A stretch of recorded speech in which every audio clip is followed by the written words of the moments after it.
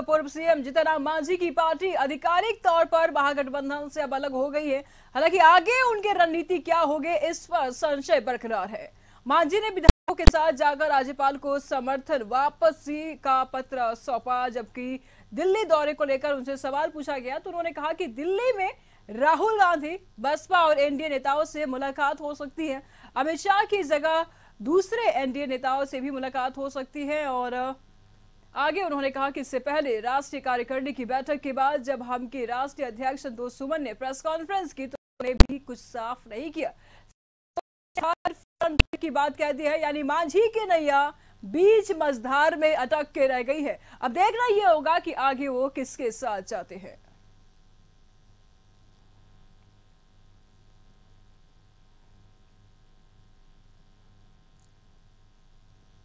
और हमारा राष्ट्रीय अध्यक्ष भी जाएंगे और 2 दिन 3 दिन दिल्ली में हम लोग रहेंगे।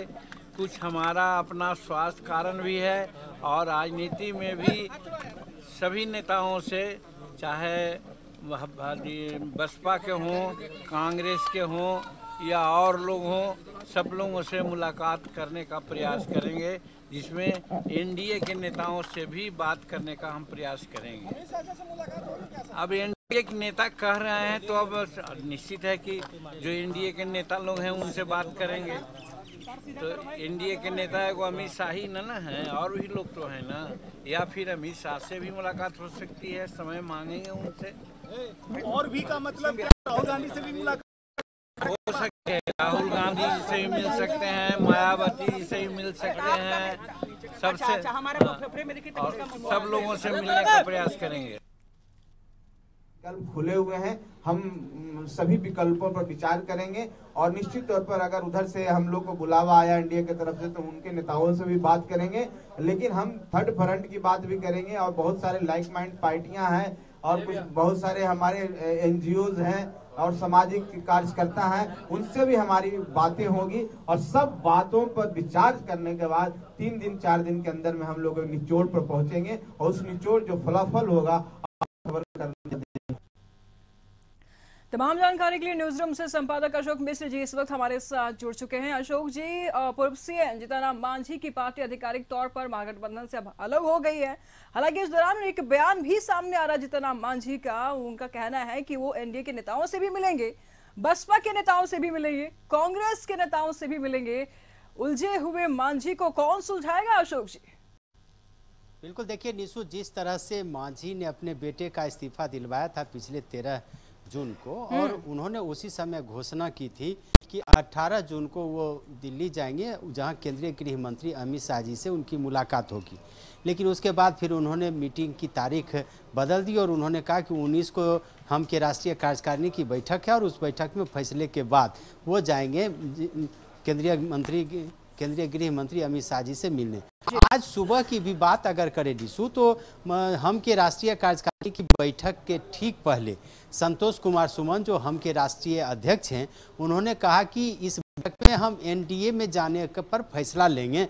और उस समय भी ये पूरी तरह से आत्मविश्वास से भरे हुए थे कि कहीं न कहीं इस बैठक के बाद पार्टी में जो निर्णय होगा उसको लेकर के वो दिल्ली कूच करेंगे और केंद्रीय गृह मंत्री से मुलाकात उनकी होगी। संतोष कुमार सुमन ने यह भी कहा था कि 5 बजे महामहिम राज्यपाल से जाएंगे मिलने के लिए और नीतीश सरकार से असमर्थन वापसी का पत्र उन्हें सौंपेंगे। लेकिन हम के राष्ट्रीय कार्यकारिणी की बैठक हुई और उसके बाद संतोष कुमार सुमन जब बाहर निकले हैं तो उनके सुर बदले हुए हैं और उस समय उन्होंने कहा था कि हमारे पास विकल्प बचा हुआ है, यानी कि हम एनडीए में भी जा सकते हैं और तीसरे मोर्चे में भी जा सकते हैं। फिर राज्यपाल से मुलाकात के बाद जब जीतन राम मांझी, संतोष कुमार सुमन निकले हैं तो फिर अब देखिए जीतन राम मांझी और संतोष कुमार सुमन के सुर फिर बदल गए। यानी कि वो कह रहे हैं कि वो एनडीए के नेताओं से भी मिलेंगे, कांग्रेस नेता राहुल गांधी से भी मिलेंगे और बसपा नेता मायावती से भी मिलेंगे। आप यह समझ लीजिए कि आखिर समीकरण क्या है। नीतीश कुमार के घूर विरोधी हैं बीजेपी अभी है, चूंकि नीतीश कुमार केंद्र से बीजेपी को बेदखल करना चाहते हैं।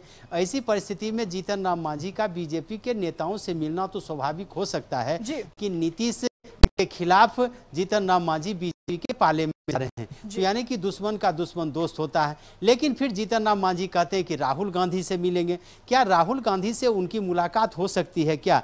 जब राहुल गांधी नीतीश कुमार के साथ हैं, विपक्षी एकता की मुहिम में अभी नीतीश कुमार को मदद कर रहे हैं। 23 जून को होने वाली बैठक है बिहार में, उसमें राहुल गांधी के भी आने की सूचना है। वैसी परिस्थिति में क्या राहुल गांधी इतनी आसानी से जीतन राम मांझी से मिल क्या?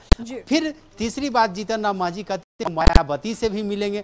यानी कि न बीजेपी खेमे में मायावती है, न विपक्षी गठबंधन में मायावती है। तो फिर वहां जाके वो मायावती से मिलेंगे। क्या बिहार में मायावती का कोई जनाधार है क्या? कोई राजनीतिक हैसियत क्या है जो लोकसभा चुनाव में बहुत बड़ा परिवर्तन कर दें?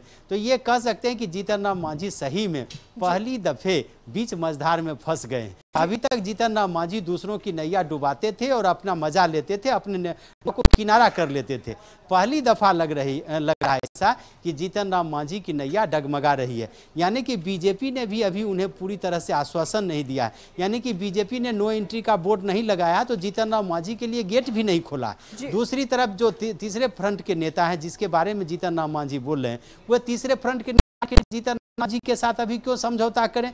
तो ऐसी परिस्थिति में जीतन राम मांझी अभी कोई भी फैसला लेने में इतने ताकतवर नहीं है कि उनके फैसले को उनके गठबंधन के लोग मान लें। आपको याद होगा कि 2020 में भी जब विधानसभा चुनाव हुआ था, उसके पहले किस तरह से जीतन राम मांझी महागठबंधन से निकले थे और किस तरह से फिर नीतीश के पाले में गए और नीतीश कुमार ने अपने कोटे से उनको सीट दी थी। तो परिस्थिति में जीतन राम मांझी के लिए अभी आने वाला जो वक्त है वो कांटों भरा है। देखना है कि बीजेपी उन्हें कितनी तवज्जो देती है। फिलहाल कह सकते हैं कि जीतन राम मांझी का पथ जो है वो अब आसान नहीं होगा, क्योंकि कहीं ना कहीं जिस तरीके का बयान जीतन राम मांझी की तरफ से आ रहा है, लग रहा है कि पथ भ्रमित हो गए जीतन राम मांझी।